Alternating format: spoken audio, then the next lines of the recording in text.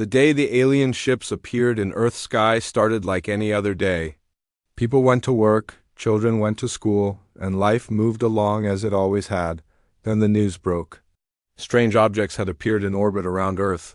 At first, many thought it was a hoax or a mistake. But when every TV channel, radio station, and internet site showed the same images, people began to worry. The objects were massive ships, unlike anything humans had ever built. Jack Harris was eating breakfast when he got the call. As commander of the United Nations Space Command, he was one of the first people contacted when the ships were spotted. He put down his coffee cup and headed straight to headquarters. By the time he arrived, the place was buzzing with activity. Screens showed the alien ships from various angles. They were smooth and silver, shaped like giant eggs with strange markings on their sides. What do we know? Jack asked as he entered the command center. Not much, sir, replied his second-in-command. They haven't made contact yet. We've tried sending signals, but no response. Just as he finished speaking, every screen in the room flickered. A face appeared. It wasn't human. The being had blue skin, large black eyes, and no visible nose. When it spoke, its mouth moved in strange ways, but the words came through in perfect English. People of Earth, we are the Confederacy of United Species. We come in peace and with an important message. Jack stepped forward. This is Commander Jack Harris of the United Nations Space Command. We welcome you to Earth and look forward to peaceful communication. The alien seemed pleased. I am High Counselor Zextara. We have been watching your planet for many years. We have decided it is time to welcome you into our galactic family. Within hours, a meeting was arranged. The aliens would send representatives to the United Nations building in New York. Jack was chosen to lead the human team, along with Dr. Susan Miller, the world's top expert in languages and communication. Susan had short brown hair and a calm manner that Jack appreciated during this crisis. What do you think they really want? Jack asked Susan as they rode to the UN building. Susan adjusted her glasses. Nobody travels across space just to say hello. They want something from us, or they want to give us something. Either way, it changes everything. The UN building was surrounded by police and military. News crews pushed against barriers trying to get a good view. Inside, world leaders sat nervously around the large round table. Then the doors opened, and the aliens walked in. There were 5 of them. Zextara led the group. They were all tall and moved with a strange grace, as if gravity affected them differently. They wore simple white clothes that seemed to glow slightly. None of them carried weapons, at least none that were visible.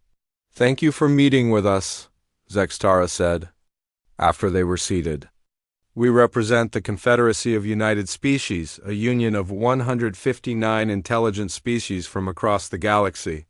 We have been observing Earth for centuries. The room was silent. Even the most powerful leaders on Earth seemed small now, facing beings from another world. We have come with good news, Zextara continued. The Confederacy has voted to include Earth in our government. You will become our newest protectorate. We will guide you, protect you, and help you advance. Jack felt a chill run down his spine. Something about the way Zextara said protectorate didn't sound right. The President of the United States spoke up. While we appreciate your offer, Earth is made up of independent nations. We make our own decisions. Zextara tilted his head, confused. Perhaps I wasn't clear. This isn't an offer. The vote has already taken place. The decision is made. We voted 156-3 in favor of assuming control over Earth. The room erupted in angry voices. Jack looked at Susan, who was frowning deeply. Please understand. Zextara raised his hands, calling for quiet. We've studied your species for a long time. Your wars, your damage to the environment, your nuclear weapons. The Confederacy voted. It's for your own good. Jack stood up. High Counselor, I think there's been a misunderstanding. On Earth, people don't get to vote on decisions that affect others without their consent. We didn't participate in your vote, so we don't recognize its result. Zextara seemed genuinely confused. But the system has worked for thousands of years. Advanced species vote on what's best for less developed ones. That's how the galaxy maintains peace. That may be your way, Jack replied firmly, but it's not ours. The meeting continued for hours. The aliens explained their system of government, their technology, and what they expected from Earth. They would establish administrative centers around the planet. They would monitor Earth's governments, control advanced technology development, and regulate Earth's resources. In return, they offered medical knowledge, clean energy technology, and protection from other alien threats. By the end of the day, world leaders were divided. Some saw benefits in the aliens' offer. Others were firmly against it. Jack and Susan were asked to continue as Earth's main representatives in the ongoing talks. As they left the building, reporters shouted questions. Jack and Susan pushed through the crowd to their car. They really don't get it, do they? Susan said once they were inside. They think they're being helpful, Jack nodded. That's what worries me. They genuinely believe they have the right to control us. How do you argue with that kind of thinking? Over the next few weeks, more alien ships arrived. They established their main base in Geneva, Switzerland. They called it an administrative headquarters, but everyone could see it was more like a government center. The building was unlike anything on Earth, built using technology that seemed like magic. It rose from the ground in just 3 days, a shining tower of material that looked like glass, but was stronger than steel. Jack and Susan spent their days in meetings with the aliens. Each night, they reported back to a special committee of world leaders. In public, Earth's governments appeared to cooperate with the aliens. In private, they were deeply worried. They've done this before, Susan told the committee one evening. From what I can gather, they've brought dozens of other species under their control this way. They call it guidance, but it's really control. Do we have any choice? Asked one leader. Their technology is far beyond ours. Jack stepped forward. There's always a choice. They may have advanced technology, but they don't understand humans. They don't understand that we won't just roll over and accept their rule. What are you suggesting, Commander? The British Prime Minister asked. I'm suggesting we play along for now. We learn everything we can about them. We find their weaknesses. And then we show them that Earth doesn't belong to them, no matter what they voted. The room was quiet as everyone considered his words. Finally, the committee agreed. Earth would appear to accept the aliens' presence while secretly preparing to resist. That night, as Jack looked up at the stars from his apartment window, he could see the alien ships shining in orbit. They looked like new stars in the sky. He thought about how humans had always dreamed of meeting aliens, of not being alone in the universe. No one had imagined it would happen like this. They think they know us, he said quietly to himself. But they have no idea what humans are capable of when our freedom is threatened. The aliens had voted to rule Earth, but humanity hadn't played along. And they never would. 3 months passed since the aliens established their headquarters in Geneva. On the surface, Earth seemed to accept the new reality. The Confederacy of United Species set up smaller bases in major cities around the world. They introduced some of their technology in limited ways. They improved some hospitals with devices that could heal injuries faster. They provided machines that cleaned polluted water. But they kept their best technology to themselves. Alan Wright watched the alien ship land from his apartment window in Chicago. Once a Navy SEAL, now he worked as a security consultant. At least that was his cover story.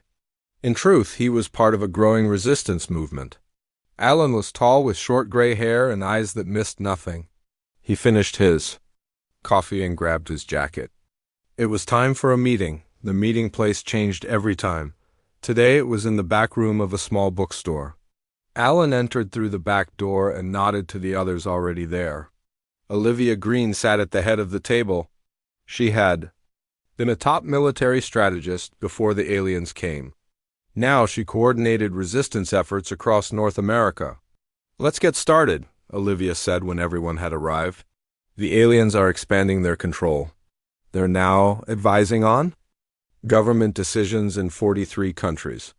Advising is a nice way of putting it, said a man named Greg. They threatened to cut off power to Berlin when the German government refused their mining proposal. Alan spoke up. My sources say they're planning to introduce a new global currency within 6 months. They want to replace all Earth money with their system. The room grew quiet. Everyone understood what that meant. Control the money, control the people. We need to step up our efforts, Olivia said. What's the latest from Dr. Martinez? Dr. Carol Martinez worked in a secret lab beneath an old factory in Detroit. She was one of the brightest minds in technology and had been working to understand alien tech from scraps and discarded parts the Resistance had collected. She's made progress, Alan replied. She thinks she's found a weakness in their communication systems. Something about the quantum frequencies they use. Good, Olivia nodded. And what about our other projects? Reports came in from around the table. Resistance cells were growing in every major city. People were finding small ways to fight back. Computer experts were working to hack alien systems. Scientists studied everything they could about the aliens themselves. After the meeting, Alan took a different route home, making sure he wasn't followed. The aliens had eyes everywhere. They used small floating devices that looked like silver bowls to monitor public spaces. They claimed it was for safety. Everyone knew it was for control. Meanwhile, in a small town in Nebraska, a farmer named Pete Johnson made an interesting discovery. Pete had always been curious. When one of the alien monitoring devices crashed in his cornfield, he didn't report it as required. Instead, he took it to his barn to study it. As he was examining the device, he noticed something strange. A common fungus that grew on his corn had spread to the device where it had fallen. The fungus seemed to be eating away at the alien material.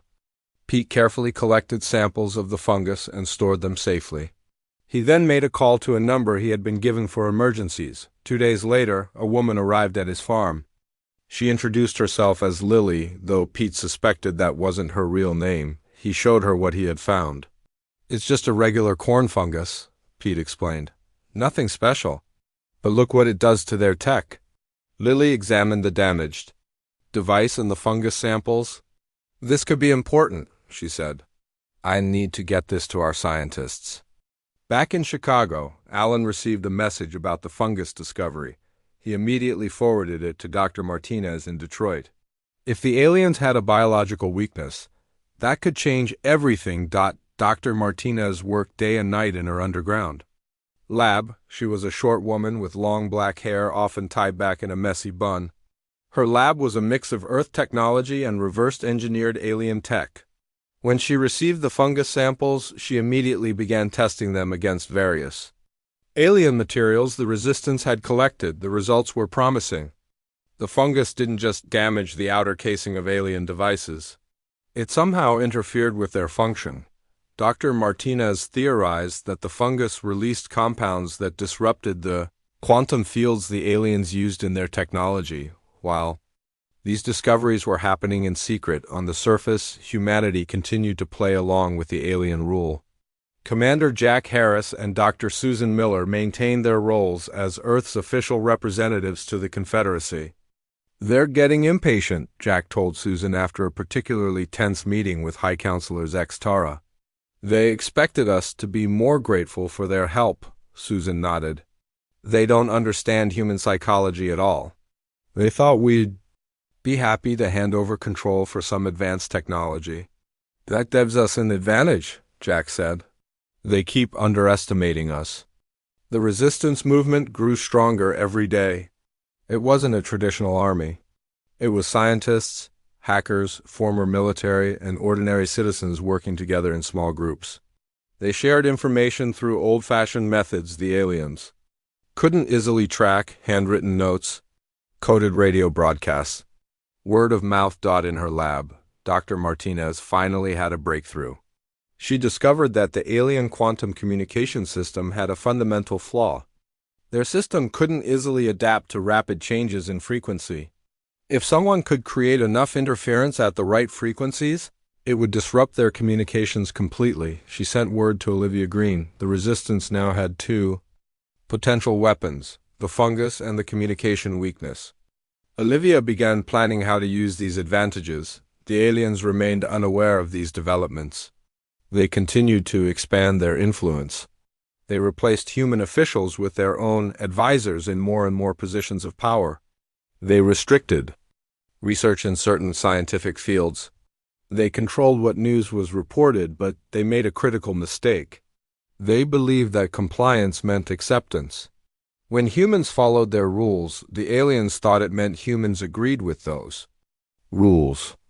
They didn't understand the human capacity for deception, for playing the long game. In a small apartment in Seattle, a woman named Lisa Daniels led a team of the world's best hackers. Lisa had worked for a major tech company before the invasion. Now she used those skills against the aliens. Her team had been working for months to infiltrate the aliens' central database. "I think we're in," Lisa said one night, her face lit by the glow of her computer screen. Her team gathered around, watching as she navigated through the alien system. They had created a program that translated the alien language and interface into something they could understand. "Don't change anything yet," warned one of her team. "Just look, learn. We don't want them to know we have access." Lisa nodded. "We'll be ghosts, in and out without a trace." What they found was valuable beyond measure. The aliens' complete plans for Earth, their assessments of human resistance potential, their weaknesses, their fears. Everything the resistance needed to plan their next moves. As the third month of alien rule came to an end, the pieces were falling into place. The resistance had weapons, information, and growing support. People around the world were ready to fight back, not with guns or bombs, but with cleverness and determination. In Geneva, High Counselor Zextara met with the alien leadership. "The humans are adapting well to our guidance," he reported. "There have been some minor protests, but nothing significant. I believe they are beginning to accept their place in the Confederacy." How wrong he was. Beneath the surface of apparent acceptance, humanity was preparing to show the aliens exactly why Earth would never be just another conquered planet. The resistance was ready to move from planning to action. Operation Silent Rebellion was about to begin. Operation Silent Rebellion began on a Tuesday morning. Across the world, small groups of resistance members put their plans into action. Nothing dramatic, nothing that would immediately alert the aliens to organized resistance. Just small actions designed to create confusion and gather more information. In New York, a group of telephone company workers made subtle changes to the lines connecting the alien administrative building to the rest of the city. Their calls would still go through, but every few minutes there would be strange noises or words would be scrambled. In London, the power to the alien base would flicker occasionally, just enough to be annoying. In Tokyo, their water supply would sometimes run too hot or too cold. Jack Harris watched these developments from his position as Earth's official representative. He had to be careful. The aliens couldn't suspect he was connected to the resistance. He maintained a concerned, helpful appearance in all his meetings with High Counselor Zextara. "I apologize for these technical issues," Jack said during one such meeting. "Earth infrastructure is old and not up to your standards. Our maintenance teams are doing their best." Zextara seemed frustrated. "These problems are increasing. Your technology is primitive, but it worked fine before. Why are there suddenly so many failures?" Jack shrugged. "Perhaps your advanced systems are putting too much strain on our networks. Or maybe it's something about Earth's magnetic field affecting your equipment." The alien leader didn't look convinced, but he had no proof of anything suspicious. The resistance was careful to make everything look like random technical problems. Meanwhile, Lisa Daniels and her hacker team in Seattle were busy with Phase 2 of the operation. Using their access to the alien database, they began making small changes. They altered meeting schedules so aliens would show up at the wrong times. They changed resource allocation numbers so supplies went to the wrong places. They modified translation programs so that certain key words would be consistently mistranslated. "Remember, nothing big enough to raise alarms," Lisa reminded her team. "We want them confused, not suspicious." In Detroit, Dr. Carol Martinez had turned her attention to developing a device that could disrupt alien communications on a larger scale. She worked with the knowledge they had gained about the quantum frequency vulnerabilities. The device was small, about the size of a laptop, but its effects could reach several blocks when activated. "We can't shut down their whole system yet," she explained to Alan Wright when he visited her lab. "But we can create dead zones where their communications won't work." Alan picked up the prototype. "How many of these can you make?" "With the materials we have, maybe 50. We need to place them strategically." The plan was to deploy the devices near key alien facilities across the globe. They wouldn't all be activated at once. Instead, they would create random communication, problems that would come and go, making them harder to track down. In Nebraska, Pete Johnson had been busy growing more of the fungus that affected alien technology. Other farmers in the Resistance network were now cultivating it too. They developed a liquid form that could be sprayed and would dry invisible until it activated in the presence of the specific energy fields used in alien tech. The Resistance was careful to move slowly. If they did too much at once, the aliens would realize it was deliberate. This way, the problem seemed random and unconnected. The aliens brought in more technical specialists to fix the issues, which only gave the Resistance more opportunities. To learn about their systems, 4 months after the aliens arrived, High Counselor Zex Tara called an emergency meeting with his leadership team. The normally calm alien was clearly frustrated. "Something is wrong," he told his officers. "Communications are failing too often. Equipment malfunctions are increasing. Supply chains are disrupted. And the humans seem unable to fix these problems. Could it be deliberate interference?" asked one of his deputies. Zex Tara considered this. "Possibly. But we've detected no organized resistance. Our monitoring systems show only small, isolated protest groups. Nothing that could cause this level of disruption." What the aliens didn't understand was that humans had centuries of experience with resistance movements. From the earliest days of human history, people had found ways to fight against more powerful enemies through subterfuge, sabotage, and patience. The aliens decided to bring in more advanced technology to replace the failing Earth systems they had been using. This was exactly what the Resistance had hoped for. Each new piece of alien tech provided more opportunities to study their weaknesses. Dr. Susan Miller continued her role as diplomatic liaison alongside Jack Harris. In private, she helped coordinate between different resistance groups. Her background in language and communication made her especially valuable in keeping everyone connected while avoiding alien detection. "They're getting frustrated," she told Olivia Green during a secret meeting. "They're starting to suspect sabotage, but they can't prove anything. They still think humans are too disorganized to mount effective resistance." Olivia nodded. "That's their biggest mistake. They think because they're more advanced technologically, they must be more advanced in every way. They don't understand human ingenuity or our history of fighting against overwhelming odds." The next phase of Operation Silent Rebellion began when the aliens announced a new global identification system. Everyone on Earth would be required to carry an alien-designed ID card with tracking capabilities. This was presented as a security measure, but everyone knew it was about control. Lisa Daniels and her team saw an opportunity. When the system went online, they were ready. They didn't try to shut it down.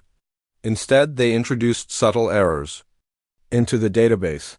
Some people would be shown in 2 places at once. Others would disappear from the system for minutes before reappearing. Family connections would change randomly. The ID system quickly became unusable.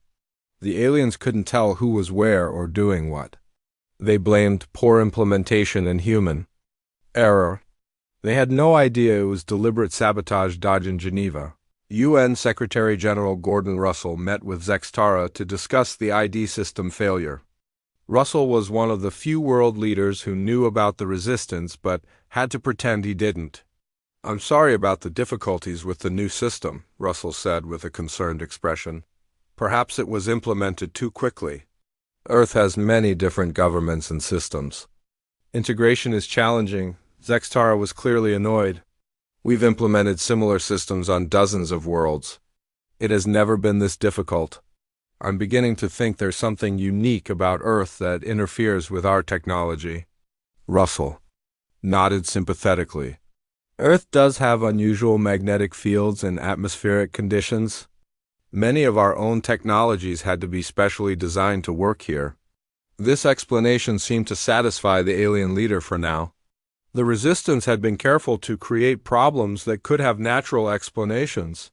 The aliens were looking for large-scale resistance for weapons and armies. They weren't prepared for this kind of subtle sabotage. By the 6th month of alien occupation, their control was starting to slip. They had come to Earth expecting to set up a standard protectorate government, as they had done many times before.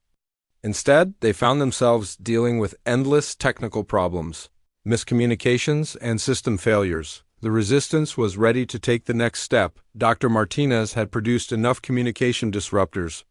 The fungal spray had been distributed to Resistance cells worldwide. Lisa Daniels had gained access to more alien systems. The pieces were in place for a larger action. The plan was set for what they called Disruption Day. On that day, they would activate all the communication disruptors at once. They would deploy the fungal spray at key alien facilities, and Lisa's team would introduce more significant changes to their databases. The goal wasn't to drive the aliens away immediately. That wasn't possible given their superior technology and weapons. The goal was to make Earth so troublesome to control that the aliens would have to reconsider their approach, to show them that their vote to rule Earth meant nothing without Earth's consent. As Disruption Day approached, Jack Harris met with Dr. Susan Miller to finalize their part of the plan. They would be in Geneva, ready to negotiate when the aliens realized something bigger was happening. "Do you think it will work?" Susan asked. Jack looked out the window at the alien headquarters building shining in the distance. "I don't know.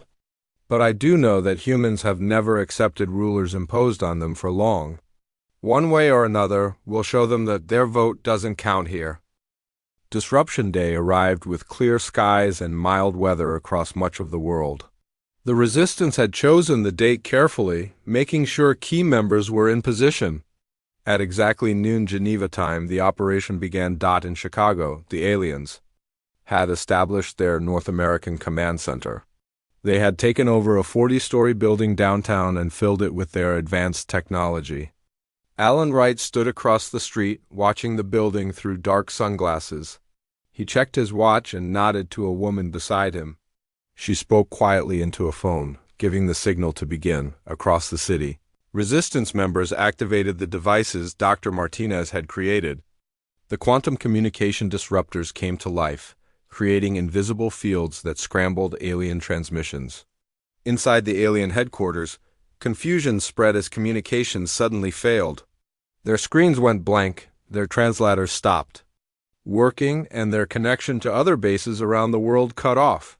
Similar scenes played out in London, Moscow, Beijing, Tokyo, and a dozen other cities with major alien facilities. The Resistance had deployed teams to each location, activating the disruptors in a coordinated attack on the aliens' communication network. At the same time, other teams moved in with the fungal spray. In Chicago, workers who cleaned the alien headquarters had been secretly replaced with Resistance members. They sprayed the invisible fungal solution on air vents, door handles, and equipment. The fungus would grow quickly in the presence of alien technology, causing malfunctions and irritating alien biology. Pete Johnson had discovered that while the fungus wasn't deadly to the aliens, it caused symptoms similar to severe allergies. Aliens exposed to it experienced difficulty breathing, skin irritation, and clouded vision. Not enough to kill them, but enough to make them miserable and less effective. In Seattle, Lisa Daniels and her hacker team launched the digital side of the attack. With their access to alien systems, they implemented changes they had been preparing for months. Supply chain algorithms were altered to send resources to the wrong places. Security systems were reprogrammed to lock aliens out of their own facilities. Communication protocols were changed so that when the aliens managed to get messages through, the content was garbled or completely wrong. The aliens had never experienced anything like this. They had conquered many worlds, but always through overwhelming technological superiority and the appearance of legitimate authority through their voting system. They had never faced an enemy that fought back in this indirect way, targeting their systems rather than engaging in direct conflict. In Geneva, High Counselor Zextara was in a state of panic. His headquarters was in chaos. Communications were down, systems were failing, and many of his staff were falling ill with mysterious symptoms. He called an emergency meeting with Jack Harris and the UN representatives. "What is happening?" Zextara demanded, his normally blue skin looking pale. "All our systems are failing simultaneously. This cannot be coincidence." Jack maintained a calm expression. "What systems are affected? Perhaps we can help." Zextara's large black eyes narrowed with suspicion. "Everything is affected. Communications, security, environmental controls, and many of my people are becoming sick." "Is this your doing?" Jack looked shocked at the accusation. "Of course not. We've been cooperating with your administration." "Why? Would we sabotage it now?" Dr. Susan Miller stepped forward. "Could it be some kind of natural phenomenon? Earth has unique environmental factors that might affect your biology and technology in ways we don't understand." The alien leader wasn't convinced, but he had no proof of human involvement. With his systems down, he couldn't even contact his ships in orbit to request help or evacuation. "We need to establish a joint task force to investigate these problems," Jack suggested. "Human and alien experts working together to find solutions," Zextara reluctantly agreed. He had little choice. His people were suffering and their technology was useless. For the first time since arriving on Earth, the aliens were dependent on human help. The task force was formed, but it was largely for show. The humans appointed to it were all resistance members who made sure that any solutions they found would be temporary at best. The problems would keep coming back, growing worse each time. In Chicago, the alien facility was in complete disarray. The fungal infection had spread throughout the building's ventilation system. Aliens were evacuating, many of them wheezing and scratching at irritated skin. Their advanced combat suits, designed to protect them in the harshest environments, offered no defense against this simple Earth organism. Commander Maria Lopez coordinated the Chicago operation from a small office 10 blocks away. She had served in the Army before the aliens came and now used those skills to lead the resistance in the Midwest. She received reports from her team as they monitored the alien evacuation. "They're moving to their secondary facility," reported one of her scouts. "But we've already treated that building too. They'll find no relief there," Maria nodded with satisfaction. "What about their security forces? Confused and disorganized. Without their communication systems, they can't coordinate. Some are trying to use human phones, but they're finding them difficult to use with their hands." The aliens had three-fingered hands that struggled with human technology, another small advantage for the resistance. Similar reports came in from around the world. Alien facilities were in chaos, their staff were sick or unable to work, their technology was failing, and they had no idea how to fix any of it. After 48 hours of continuous disruption, High Counselor Zextara requested another meeting with Jack Harris and Earth's leaders. This time, the meeting was held in a human facility, as the alien headquarters in Geneva was now uninhabitable due to the fungal infestation. Zextara looked tired and defeated. Several of his staff showed visible signs of the fungal reaction, with patches of irritated skin on their blue faces. "We need to discuss a new arrangement," the alien leader said without preamble. "The current situation cannot continue." Jack tried to look concerned. "We're doing everything we can to help with these technical problems. Our scientists are working around the clock." "These are not merely technical problems," Zextara said sharply. "We are not fools, Commander Harris. This is coordinated resistance. Somehow, your people have found ways to attack our systems and even our biology."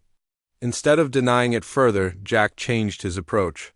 "What did you expect, High Counselor? You came to our world and declared that you would rule us because you voted on it. Did you really think we would accept that?" The alien leader seemed genuinely confused. "But this is how it has always been done. Advanced species guide less developed ones. Not on Earth, Jack said firmly. On Earth, governments require the consent of the governed. Your vote means nothing to us because we never agreed to participate in it. UN Secretary-General Gordon Russell joined the conversation. We're willing to discuss membership in your confederacy, but only as equals, not as subjects. Earth will govern itself. Zextara looked around the room at the human leaders. For the first time, he seemed to truly see them as equals rather than primitives needing guidance. I must consult with the Confederacy leadership, he said finally. But it seems we have underestimated your species. As the meeting ended, Jack met with Susan in a private room. Do you think they'll agree to our terms? She asked. Jack shrugged. They don't have much choice. They can either recognize our independence or commit to a full-scale military occupation. And I think we've shown them how difficult that would be. Over the next few days, the resistance eased back on some of the disruptions, allowing the aliens to restore partial communications. This was strategic, giving them enough function to contact their leadership but not enough to regain control. Zextara received new instructions from the Confederacy. They were not pleased with the situation, but they were practical. The cost of subduing Earth through force would be enormous, requiring resources they preferred to use elsewhere. If humans were this difficult to control through guidance, perhaps a different approach was needed. Doug Williams, a veteran diplomat who had joined the resistance early on, was chosen to lead the human negotiation team. He met with Zextara to discuss new terms for Earth's relationship with the Confederacy.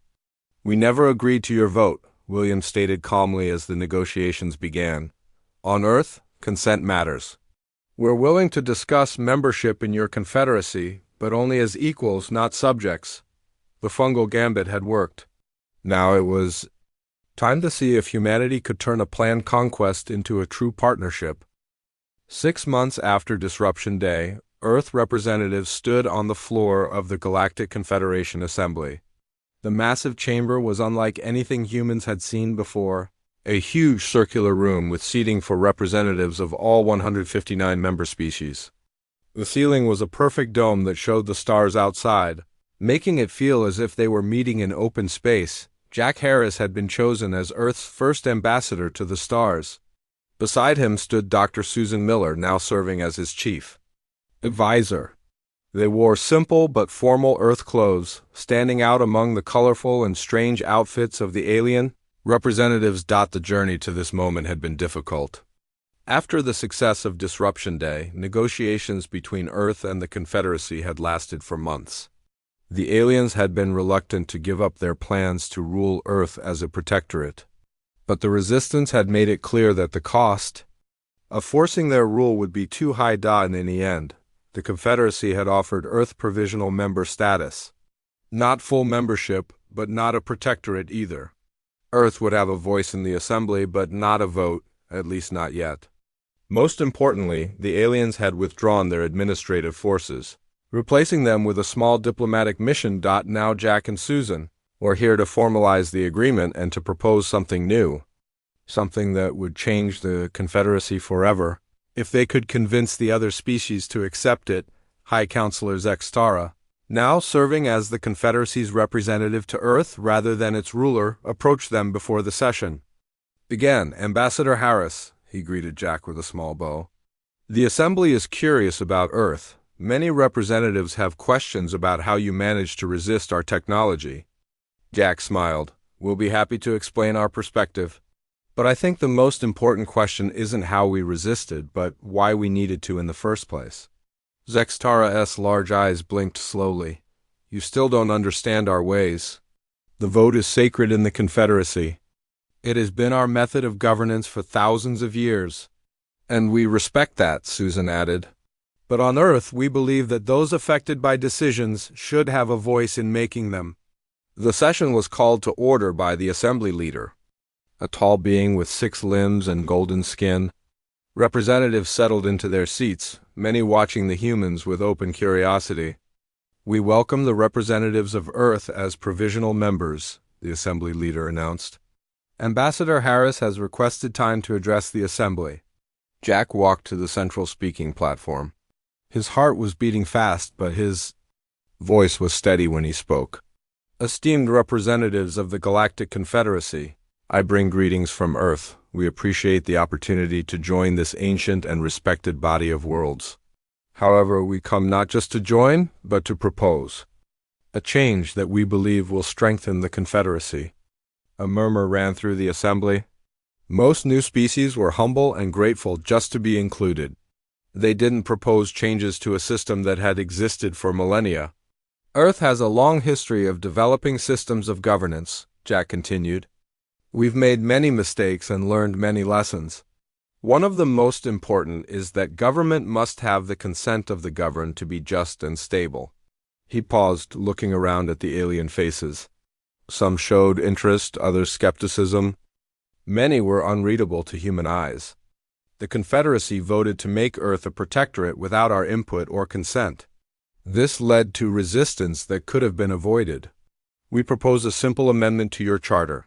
No species can be subjected to governance without their explicit consent. The chamber erupted in noise. Many representatives were outraged at the suggestion. Others seemed intrigued. The assembly leader called for order. This is unprecedented, stated a representative with green scales and 4 eyes. The vote has always been our way. Advanced species decide what is best for developing worlds. It has maintained peace for thousands of years, has it? Jack asked, or has it simply maintained control? How many other species have resisted but failed because they lacked our specific advantages? A blue-furred representative stood. Humans are too primitive to understand galactic politics. They've barely mastered space travel. Why should we change our ancient system based on their primitive notions? Susan stepped forward to join Jack at the platform. We may be new to your galactic community, but Earth has thousands of years of political philosophy and experimentation. We've learned, often through terrible conflict, that lasting peace comes from mutual respect and consent, not from imposed rule, no matter how well-intentioned. The debate continued for hours. Some species supported the human proposal, particularly those who had entered the Confederacy as protectorates and only gained full rights later. Others strongly opposed any change to their traditional system. In the end, the assembly leader called for a vote. Jack found this ironically appropriate. Voting on whether voting alone was enough for governance. The result was close, but the amendment passed. Not because the majority of species particularly cared about consent, but because Earth had demonstrated something important. Forcing rules upon those who reject them creates more problems than it solves. The resistance had shown that unwilling subjects could make governance nearly impossible, even for technologically superior rulers. As Jack and Susan left the assembly hall, Zextara approached them again. Your species continues to confound our predictions, the alien admitted. Perhaps that is precisely why the galaxy needs your perspective. Jack nodded. We all have something to learn from each other. That's the foundation of true cooperation. Back on Earth, people celebrated the news. Humanity had not only maintained their independence, but had changed the very nature of galactic politics. The resistance leaders, Alan Wright, Olivia Green, Dr. Carol Martinez, Lisa Daniels, Pete Johnson, and countless others, gathered in a quiet ceremony to recognize their achievement. What happens now? Asked Alan as they shared a toast. Olivia smiled. Now the real work begins. We have to prove we deserve our place at the galactic table. We need to learn their science, their medicine, their history. We need to share our art, our philosophy, our unique human perspective. Dr. Martinez held up her glass. To humanity's future among the stars. In the months that followed, things changed rapidly on Earth. With the new relationship established, the Confederacy shared more of their technology, but as equals rather than as rulers. Humans began to study faster-than-light travel, advanced medicine, and clean energy systems that could end pollution forever. In return, humans shared their music, art, literature, and philosophy. Many alien species were fascinated by human creativity and resilience. Cultural exchanges began, with alien scholars coming to Earth. to study human society and human students traveling to other worlds to learn. 1 year after the aliens first arrived, Jack Harris stood on the balcony of the New Earth Embassy in Geneva. The building had been designed by human and alien architects working together, symbolizing the new relationship. Susan joined him, looking out at the sunset over the lake. "Did you ever imagine we'd end up here?" she asked. "When they first arrived and told us they'd voted to rule us?" Jack shook his head. "Never. I just knew we had to resist somehow. I never thought we'd change their entire system of governance." Susan smiled. "That's the thing about humanity that the aliens never understood. We don't just adapt to new situations, we change them. We refuse to accept limitations imposed by others." In orbit above them, ships from Earth and the Confederacy moved in peaceful patterns. Trade, cultural exchange, and scientific cooperation had replaced the attempted conquest. Earth had taken its place in the galactic community, not as a subject, but as an equal partner with a unique voice. The aliens had voted to rule Earth, but humanity had changed the rules of the game entirely. And in doing so, they had made the galaxy a better place for all species. The principle of consent, hard-won through human history and defended against alien conquest, had become a new cornerstone of galactic governance. As night fell over Geneva, lights came on in the embassy, human and alien voices mingled in conversation, and the stars appeared overhead, no longer distant and unreachable, but the sites of humanity's next great adventure.